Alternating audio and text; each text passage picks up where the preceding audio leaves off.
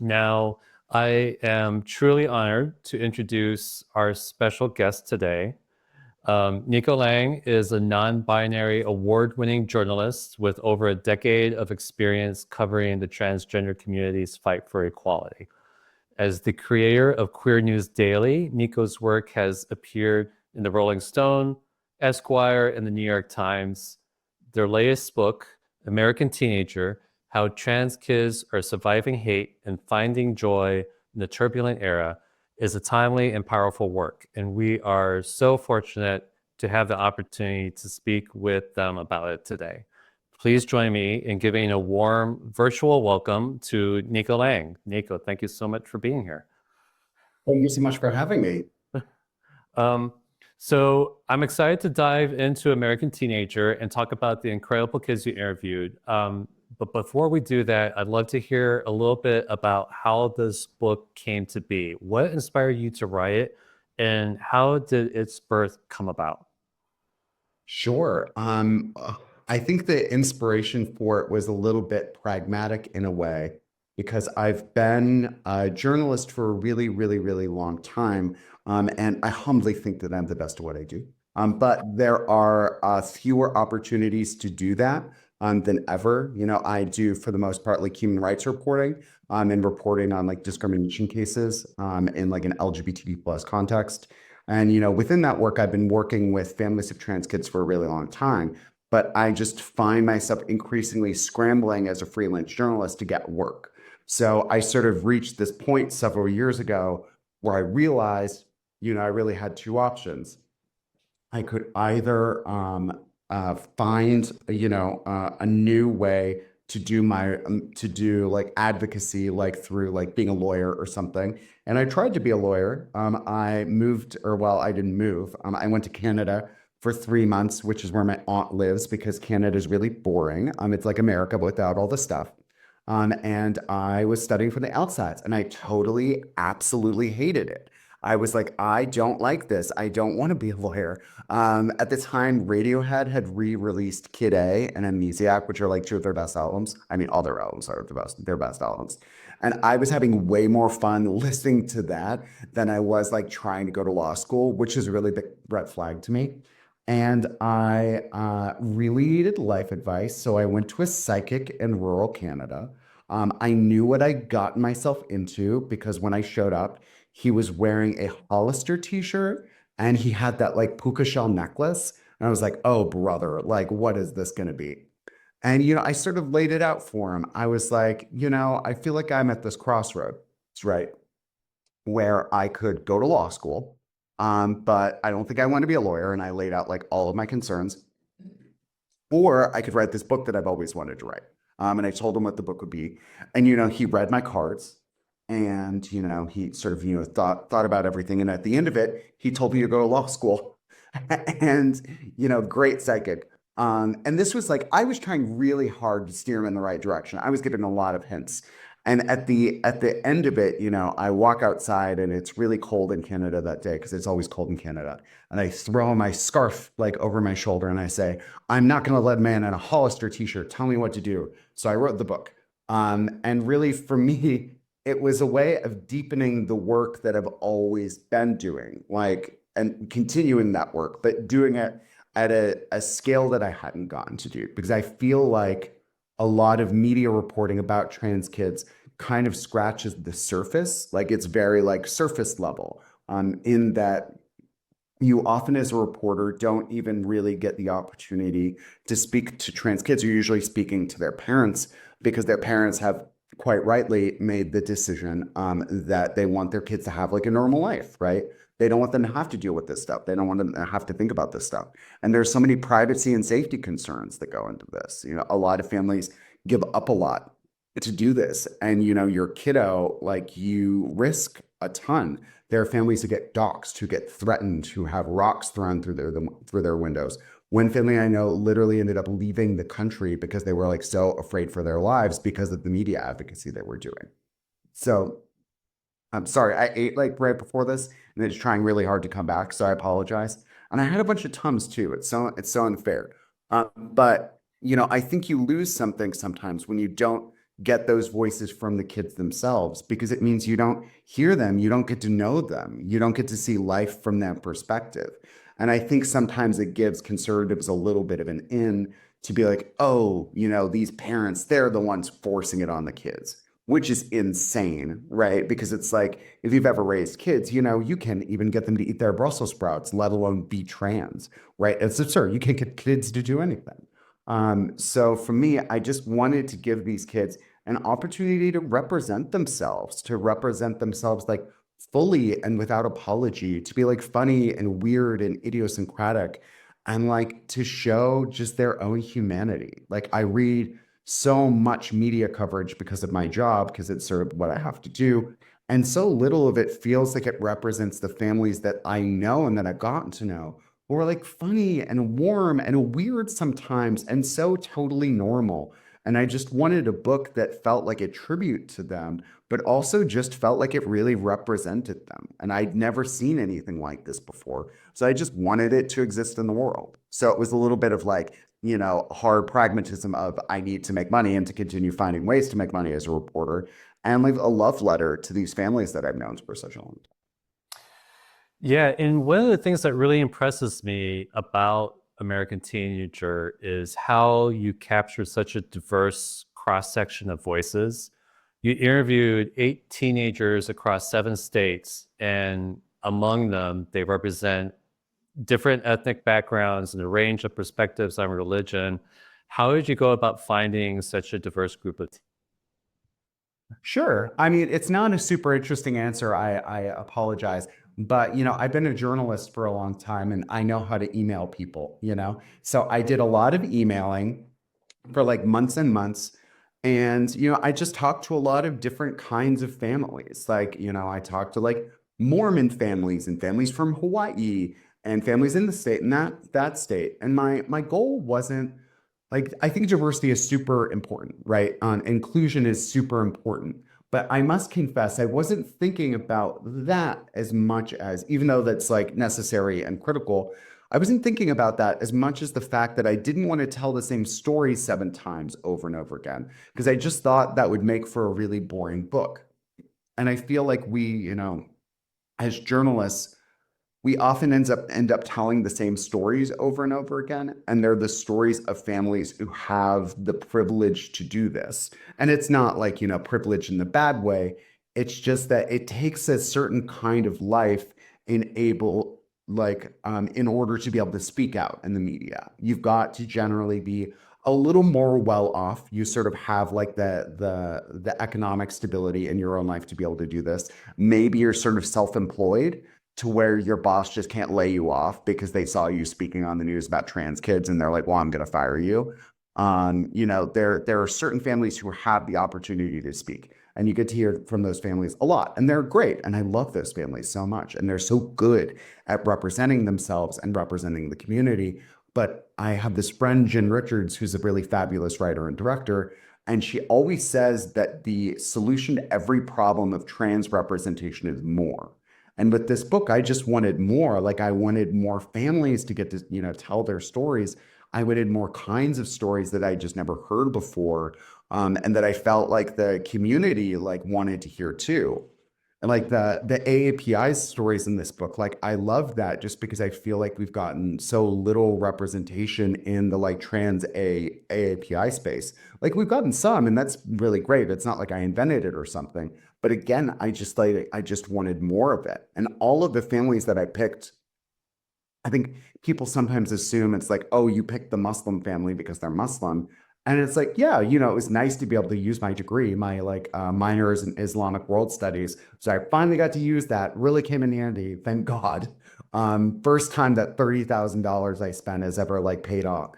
No, that's not there. Why did I say $30,000? It was so much more expensive than that. That's insane. But more than that, I just really connected with that family. I loved them. Like, and I loved the first time that I hopped on a Zoom with Clint's mom, who we call Maha in the book.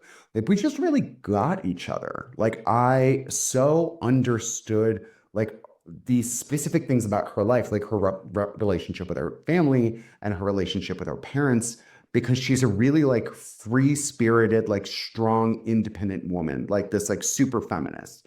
And she feels that she can still be a Muslim and do that. And her parents don't agree. And there's been like this like years long like feud between them over like what it means to be a woman and what it means to be a Muslim woman and what she should have the right to do. And I have a sort of similar relationship with my parents in that we don't really argue about me being queer, but like I'm a very free-spirited person who's always, since I was a kid, wanted to do exactly what I wanted to do my own way. And my family just had a hard time allowing me to lead my own life in the way that I saw fit. Like I was a kid who I knew what I wanted from a really young age, and my family really struggled with that. So we like really commiserated over that, sort of over like our shared experiences of dealing with like frankly overbearing parents. And I knew that from that like mutual recognition and that bond, we could build something really important, through this chapter. We could go somewhere like really deep and meaningful. And I just always looked for that seed in every family. Like, what's that little seed that we can plant, that we can start with, that would transform into something really beautiful? And I just really listened to that. And I always like followed that, especially because we only had like 2.5 weeks for these families. If I didn't find families whose stories I was super interested in and that I really just connected with on this like deep level, I don't think we would have written like a very good, like a good chapter in 2.5 weeks. You basically have to make a whole documentary in about like 19 days. That's just like not a lot of time. So we had to set ourselves up really well in order to be able to do a project like this. And even so, one of the things that struck me was even though you collected such an interesting, diverse set of teenagers and families, one of the commonalities I saw was that you featured teenagers who, for the most part, had at least one parent, if not both parents, who actually accepted them and were supporting them. We have a lot of stories that you hear in the news about teenagers who parents reject them for being transgender, or who in some cases are even expelled from their households. But those stories don't figure here. Why did you decide not to feature those kinds of stories? I wouldn't have been able to. Like, no family's going to let me in their house for like 2.5 weeks to judge them and tell them they're bad parents. Like, this is not going to happen. And I also am such an empathetic person, and I always empathize with people I'm not supposed to. It was like a big problem in my dating life for a really long time. It's a recipe for dating for a lot of bad people, right? So I just didn't want to like feel like I was making apologies for those families or trying to excuse their behavior. And I knew that's what it would sound like I was doing because I, always just try to put myself in someone else's shoes. It's what makes me a good reporter, right? I try to see life from other people's perspectives. So I never wanted it to seem like I was in some way trying to like justify like abuse or mistreatment or like harassment or anything like that. So I just didn't think I was the right writer for that kind of book. Like, I think that there could be a writer who could do that really well. And I would love to see like a journalist, do justice to that. But I just don't think that I'm that person. And I didn't want to write a book that I felt like was going to make anything harder for people. I didn't want someone to pick up this book and feel like more traumatized from it, like after reading it, like I wanted No. it to feel like helpful in some way or like healing in some small way. Like of course I can't fix everyone's life and fix everyone's trauma, but I think that like having these really lovely stories of families who aren't perfect but are trying, that like means a lot to people. I even, I know you're not supposed to read Goodreads, and I swear that I don't, except that I do like 10 times a day, and I probably did like right before this call. But someone in the Goodreads reviews said that reading the stories of 8 kids whose families loved them healed them more than a year of therapy. And I just felt like, when I read that or when I read that, I was like, oh, that's the goal. Like, I don't know if that's necessarily what I like sought out to do or what I was trying to do, but like, oh my God, sorry, this food when I wrote this book. But it's just like if I can help someone in some small way, right? If I can make the world feel a little easier, that just like it makes me feel like I did something right. So that just, it makes me so happy. And I also just know that those stories of rejection, they're out there. Like if you feel like you need those represented, I get it. But there are so many books that do that already. There's so much media that does that already. And I just don't know if I felt like I needed more of it. And I don't know if I felt like I wanted to write more of it. Like when I was in high school, there was this book that was really big at the time called Prayers for Bobby, which was about this woman who became an activist for like bullied queer kids after her son took his own life. And it, you know, before he died, she was like quite homophobic and hadn't accepted him. And that rejection, she seems to suggest, played a really big role in his death. And I think it was a beautifully written book and a really important narrative. But I feel like that kind of like traumatic story was the story that I got over and over again when I was younger. Like it was sad, dead queer kids.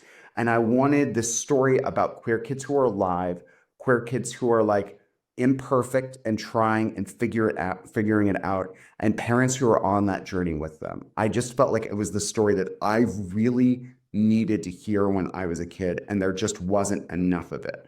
So I know that like those other stories are really valuable, and I hope somebody tells them. But you know, with this book, I'm just really, really glad and fortunate that I got to tell the stories that I did. I don't think I would have wanted to do it any other way. But I was told we did get rejected a lot because of it. One publisher who decided not to publish the book, which is probably for the best, they told us the book wasn't realistic because none of the families reject their kids. And I was like, first, F you very much. But, you know, even at the risk of writing a book that's unrealistic, it's better to write the book that needs to exist, you know? Yeah, totally. And you alluded a little bit earlier today about the process of actually interviewing, spending time with the teenagers and their families. That you had about 2.5 weeks with them.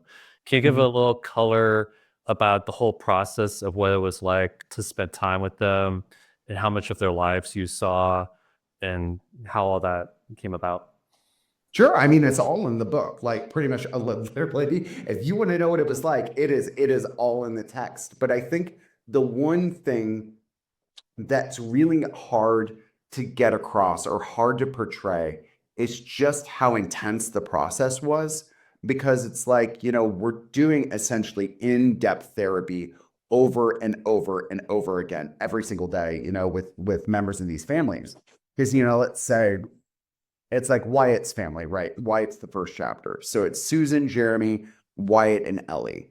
Every single day, I'm doing an hour and a half of conversation with each of those people. Not each of them. So we would sort of like trade off a little bit. It would be like, you know, Jeremy and Wyatt and I would talk one day, and then Susan and Ellie and I would talk another day, right? And we talk separately. So Susan and I are just like sitting down for an hour and a half, just like talking about the good, the bad, you know, the sweet, the sour, everything in between, right? Literally everything that's pretty much ever happened in this woman's life. You know, we talked about her childhood. We talked about, you know, this is Wyatt's mom, you know, growing up in Brazil. She was the child of like two missionaries, right? Who were on a Christian mission at the time. You know, we talked about her church. We talked about what she wanted to be when she grew up. So I'm just learning so much about these folks, and I'm doing so much emotional processing with them, and they're doing so much emotional processing. So you're really doing almost like a year of therapy with people in about 2.5 weeks. And it's a very emotionally intense process. One of the kids, Jack, ended up having a day where she just like she sat in her room just like drinking tea because it had all just been so intense of like having these really traumatic experiences that she'd never processed or had the space to process. And suddenly her body's just like feeling it all at once. And it was like a PTSD aftershock. And I think that we really like felt that all the time of just like the heaviness of like the stuff that we were talking about. Because I tried to make the book really light for people. Like I wanted it to be funny and silly and warm, and I didn't want it to feel more traumatic for people who are reading it. You know, I wanted it to feel like a book that you want to pick up, that you want to read, not something you buy, you put it on your coffee table, and you're like, well, I'm never actually going to read this, right? Who wants to read seven horribly traumatic stories over and over again? But, in order to do that work, we've really had to go through everything. It's sort of was like going through a rummage sale of every single emotion they've ever felt and then deciding, which things are like best to portray in a book like this. What did they want to be in the book? And what did I feel like best like serve their narrative and serve their story? So it was really intense. It's like when I got done with the book, I'd been feeling horrible. And I went to the doctor and I was like, Doc, what's wrong with me? Like, I'm not sick. Like, it's not like my leg's broken or something. I don't have the flu. I don't have COVID, but I just feel terrible. And I've just been feeling so awful all the time. And he does a little checkup and he checks my blood pressure. And he's like, oh, well, there's a really reasonable explanation for this, actually. Your blood pressure is 160 over 100, which if you don't know, then I envy you, but that's bad. That's really bad. That's like getting a D minus in blood pressure. I legally was not allowed to leave until my blood pressure went down. And now I'm on pills like 2 times a day to make sure that I don't die. But I always tell that story because I think it's important to remember that, yeah, I went through a really intense thing with these folks, and we went through something really intense together to write this book. But at the end of it, I got to go home. I got to go home to my like nice little liberal bubble in LA with my annoying, ungrateful cats and my wonderful husband. But all of these families, they're in this all the time. They never get a break. And I just sometimes like, I'll think to myself, I wonder what they're feeling. Like, I wonder what their bodies are going through. And it's just really tough. And I just hope that by writing this book and doing this all together and putting this out there for the world, that we can sort of teach people to stop doing this to people, right? That this is like an unsustainable way for these families to live. And if we want to change things, eventually we need to start voting differently. Mhm. Yeah, exactly. And so one of the things that I was noting as I was reading the book was different families and their either involvement or non-involvement in political advocacy. Mhm. Some would actually go to the legislatures and try to talk to Congress people. One went and talked to a police department about transgender issues. But then you had others who not only weren't politically active, but kind of wanted to like sort of ignore the whole transgender issue altogether. And I was wondering if you could maybe comment a little bit about that and how different people process political advocacy as part of their lives. Yeah, well, it's just a reminder that everybody's different. It's again from reading the Goodreads reviews that I totally don't read, I promise, but I do. It's been really interesting to see how people reacted to this book and have reacted to the kids. And the kids who don't want to be advocates have been like surprisingly controversial in the reviews. A couple people have suggested that they found those kids unlikable and ungrateful. And if you find a 17-year-old unlikable because they don't want to be an activist, then I hate to tell you, buddy, but you're unlikable. So, but that's a different thing. But I just wanted all the kids to get to be able to represent themselves honestly and to speak honestly about their lives and experiences. And if you talk to these kids honestly, most of them don't want to really be advocates. There's only one kiddo in the book that I feel like would still be doing this anyway, who just seems like a born civil rights advocate where it's like, this is what you are like made for, right?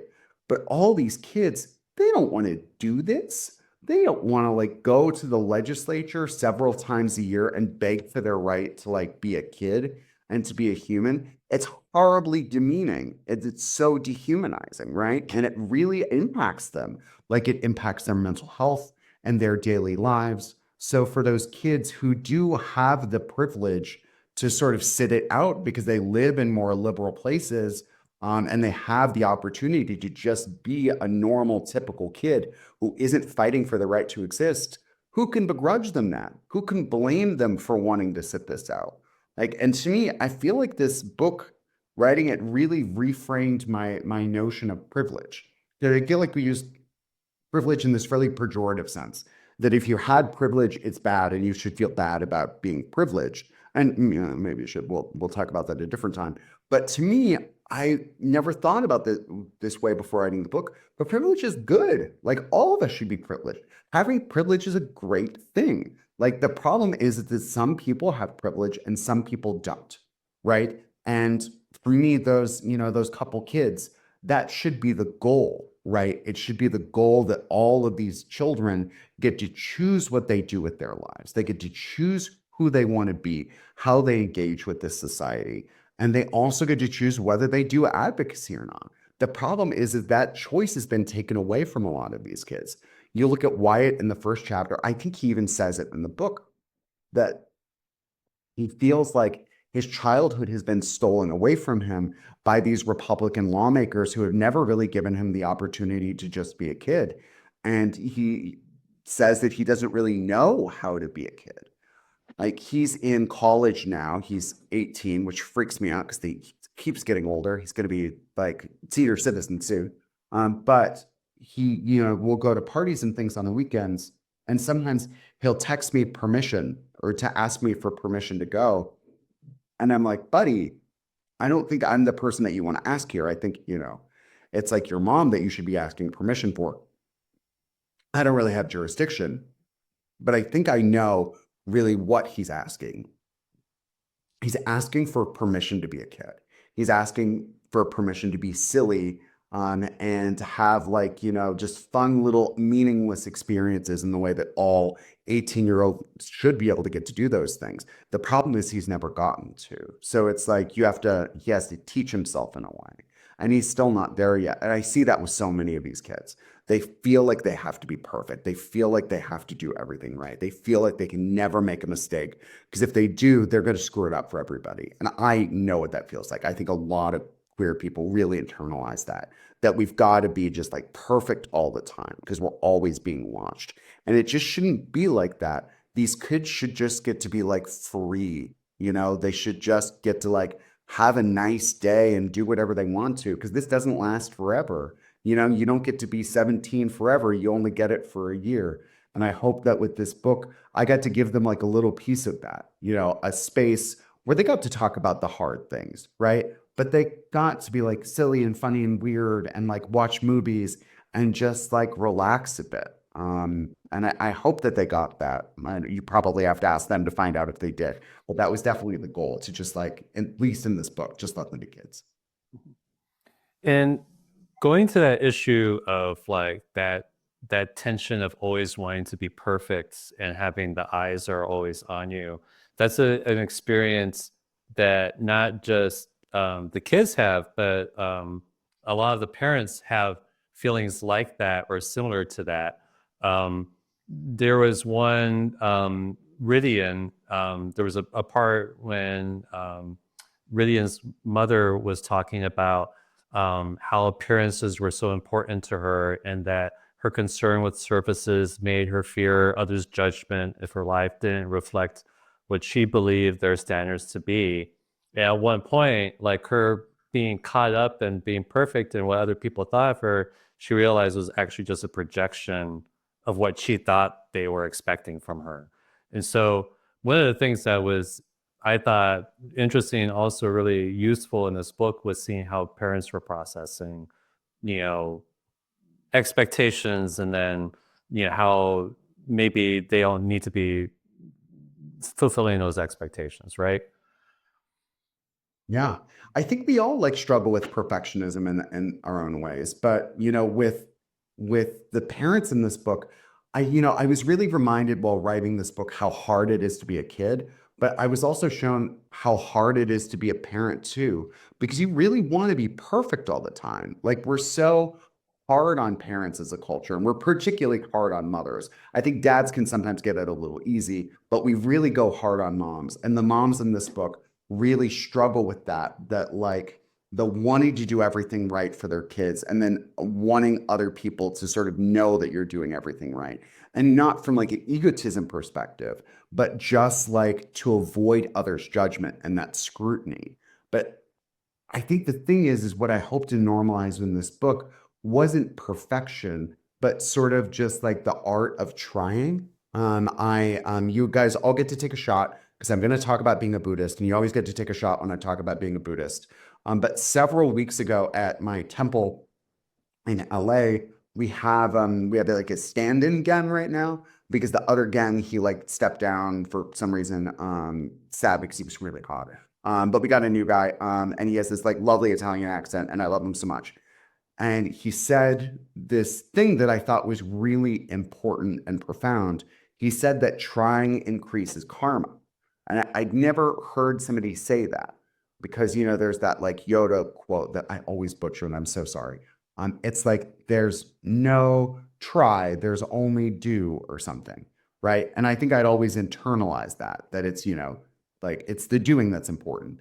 And actually, I think I learned from this book that trying is actually really critical. Like, part of the problem is you look at the recent election, and a lot of people clearly didn't try. They didn't do, and they definitely didn't try. And I just want to normalize that trying. And you see that in the book, the importance of trying, because you've got these families who start out not knowing very much about this. Like Wyatt, when he came out, his mom, Susan, she didn't really even know the word transgender, like what it meant. Like she'd never met anyone who was transgender before. She's like, she was like a girl in a Baptist church whose like parents are missionaries, right? This is just like so outside of her world. But she learned, she did the work. Like she read every book. She learned from Wyatt. She took his cues. She listened. She fixed her mistakes when she would screw up. And now she runs a statewide advocacy group for trans kids in South Dakota. She's doing incredible life-giving work. She was just honored by USA Today as one of their like Women of the Year. And this is somebody who didn't start out as an expert. She didn't start out having any like knowledge whatsoever. And for parents who read this book, I hope that that's like inspiring in some way because they can look at someone like a Susan and go, oh, I can do that too. Like if, she can do so much for her kid just simply by like learning and growing and evolving with them, then like I can do it too. And I just think that's so powerful because you look at the parents in the book who do struggle a little bit more. And I think it's the ones who worry about trying and failing.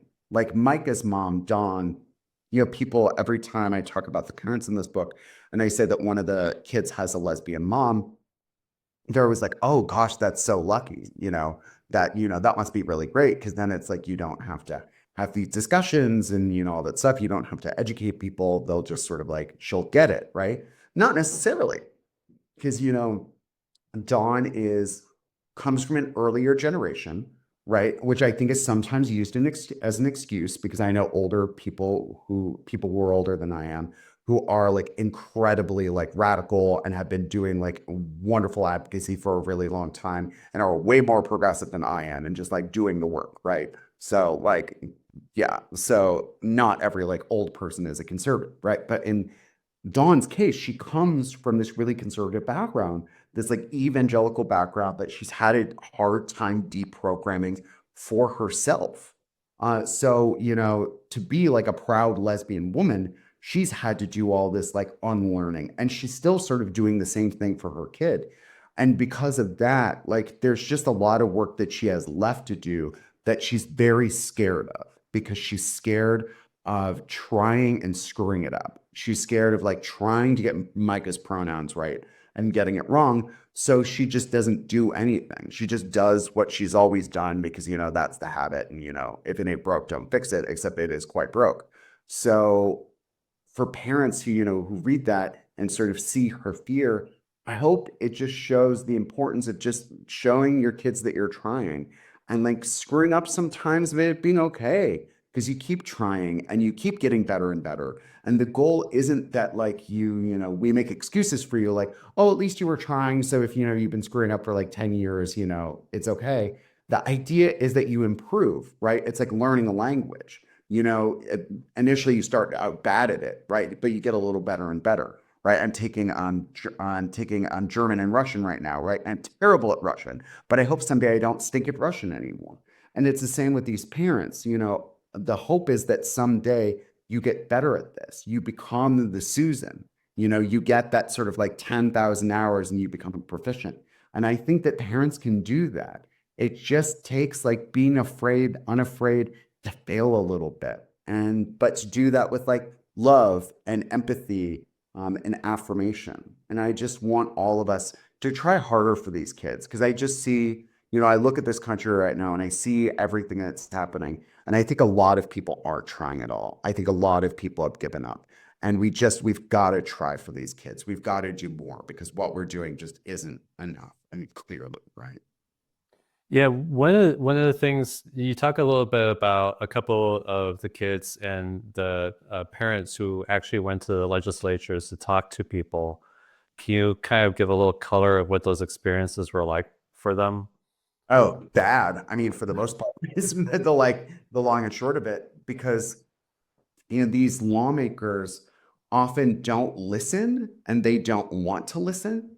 And this is something you see over and over and over again, that there are these kids and parents who will drive hours to get to the legislature and they wait all day to testify. And then the lawmakers don't even show up. And if they do show up, they're like looking up at the ceiling, or they're like on their phones, or they're on their computers, or they fall asleep, right? And they just they're totally disengaged, and it's heartbreaking, right?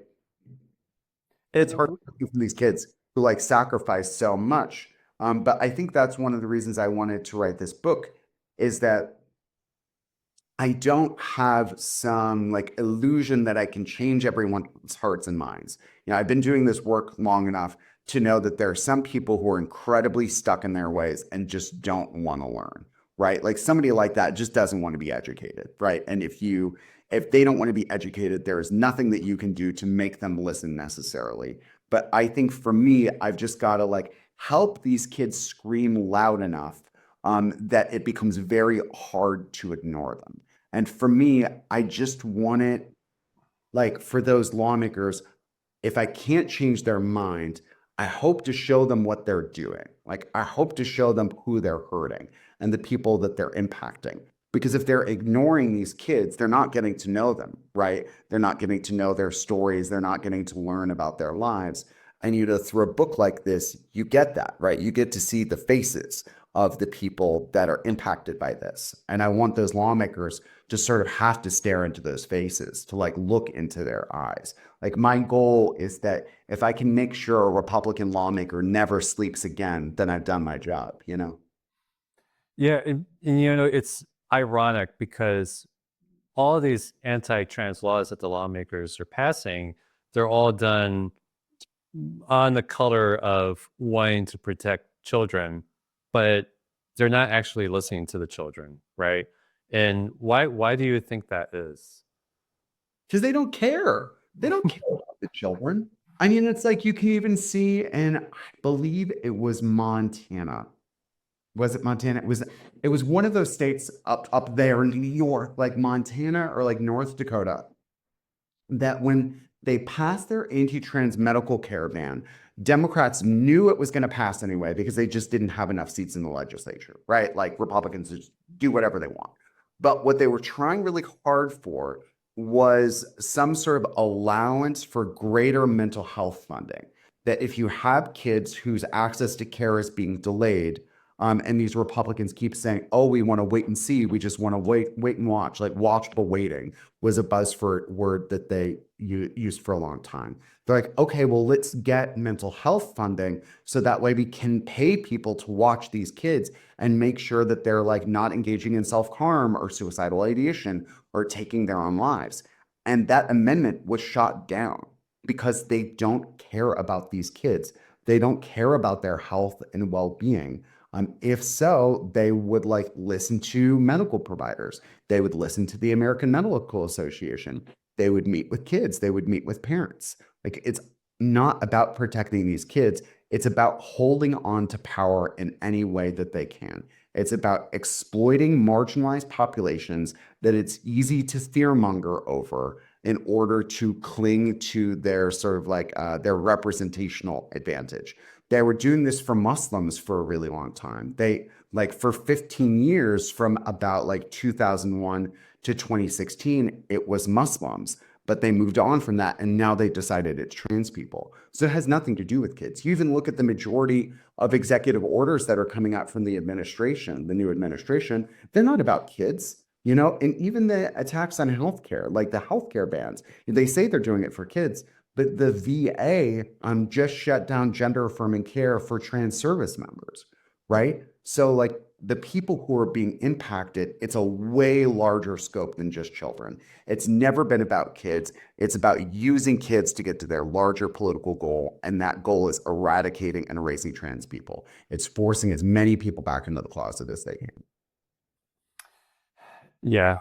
And as dark as that is, what I'm glad that you end the book on one of the sort of brighter stories, which is about Kylie in California, because Kylie is, living the California dream. California is one of the safest places in the country, right?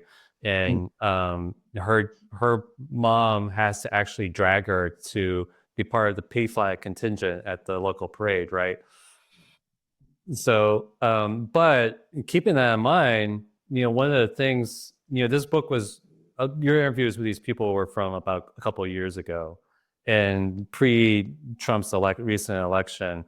And now I'm thinking to myself, well, I don't know where you're going to be safe because all of these national things are coming down regarding, gender affirming care in hospitals and the military and things like that. I feel like, California is going to try its best, but, we're going to have issues even here because of what's coming down nationally, right?